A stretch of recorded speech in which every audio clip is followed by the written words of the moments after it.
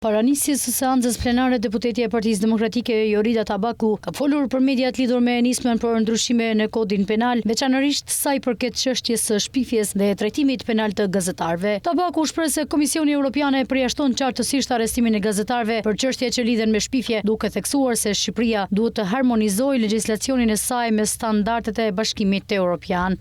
Sot liria e fjalës është në rrezik.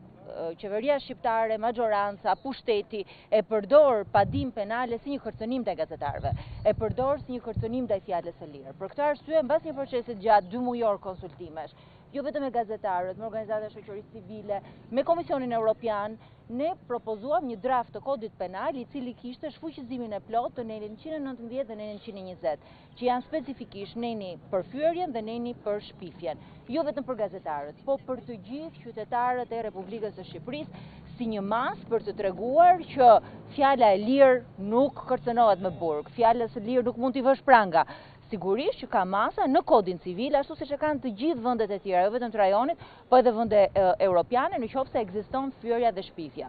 Qeveria shqiptare shkoi për një draft tjetër. Qeveria shqiptare vendosi që nenin 119 pra fyerjen mos ta prek, ndërkohë 20 ta prek pjesërisht dhe të përcaktoj grupin e individëve që do të jenë jashtë veprave të kodit penal, pra jashtë të kërcënimit me burg, të gjithë ato gazetarë të cilët janë të regjistruar si të vetë rregulluar në organizata, në qendrën kombëtare të biznesit, të njohura si të tilla.